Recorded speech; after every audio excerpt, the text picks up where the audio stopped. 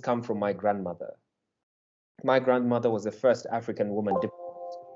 And until today, as uncelebrated as she is until Cyril came into power, I wondered, what do we use with this education that she has collected over every single country that she's been able to be a diplomat in as an ANC member? And the second part was, why is she not recognized? And I slowly started to pick on African leaders who are women. And I tabled to the Gordon's Institute of Business a book asking, can we have an actual book that speaks about our African female leaders, enough for them to be able to understand that we cannot just always liken ourselves to the Michelle Obamas. We do have our local stories, and they might be fine beyond, but the story is told half and not all true. When we talk about the gay and what was just passed in Ghana, like I said, we have to do away with fossilized Eurocentric kind of thought. The world is changing, and with it, we must change. But as we change, we must also change in such a way that it does not completely steer away and does not have to invoke the idea that culture cannot put it in the system. And that's an issue we are fighting. That if you look at so many corporates and where their people work, some of the countries that they're going to, it will not be only about gayism today. It will not be about female genital mutilation today. It will not be, there's so many issues that culture has refused to adopt, but we are in the 21st century.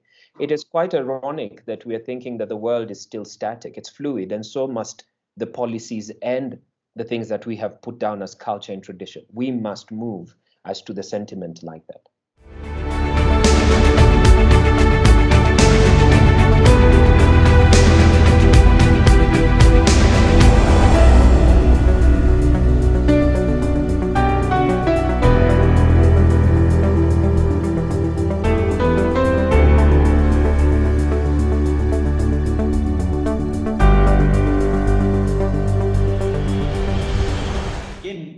One has deep-seated convictions around, be it faith, but equally in a secular context. I mean, people have got other views and other faiths. And again, I think, what brings that together is essentially the values that underpin in this instance, a corporate culture.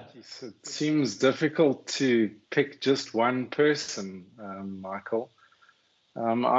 I've been surrounded, I guess, by strong women my whole life. Yeah, thank you.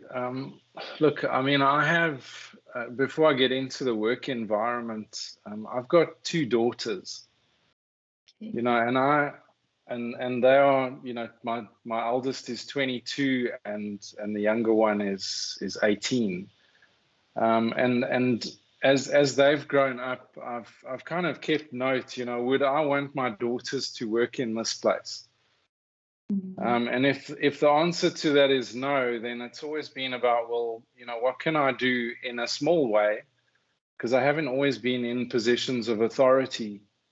What can I do to make it into the kind of place that I would feel happy that my daughters were working in?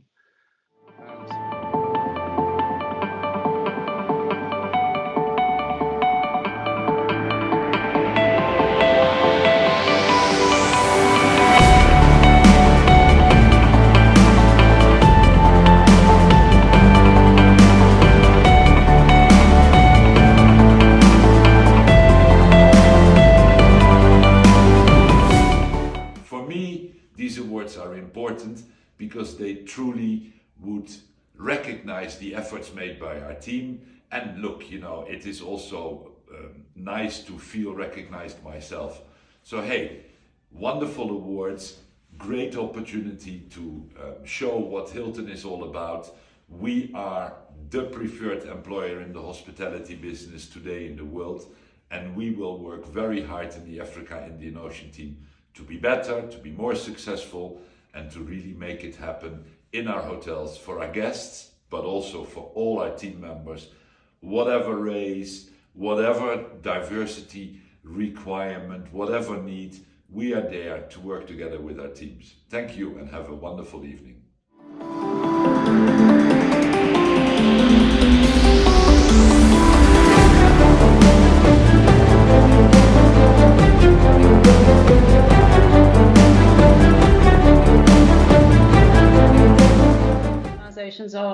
really struggling with mindsets and with ego and with stress and with resilience, more so big, massive way compounded now by COVID.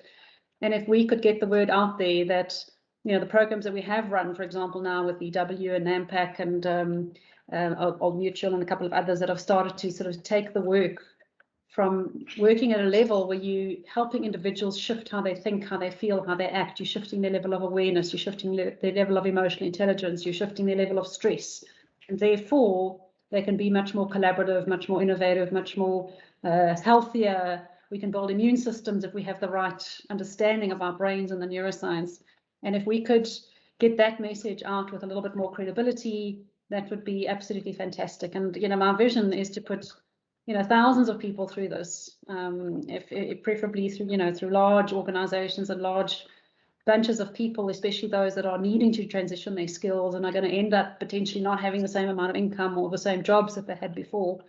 And I think we can make such a huge difference in this country and beyond with that. So, you know, we've got distributors now in Mexico and in the States, and we're looking at now Germany and Middle East. We're hoping for that to come through, so that all of these things help to build the credibility and the trust in that this is something that you can believe in and invest in.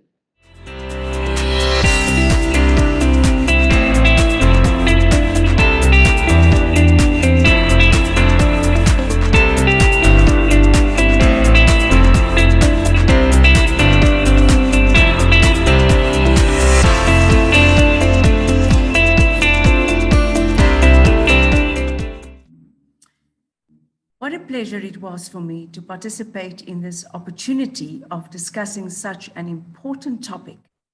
It brought back memories of many years ago, which subconsciously inspired me to embrace diversity and inclusion. During those days, it did not receive as much attention as today, though. I can never overemphasize the importance of creating awareness and breaking down stigmas, victimization, and segregation.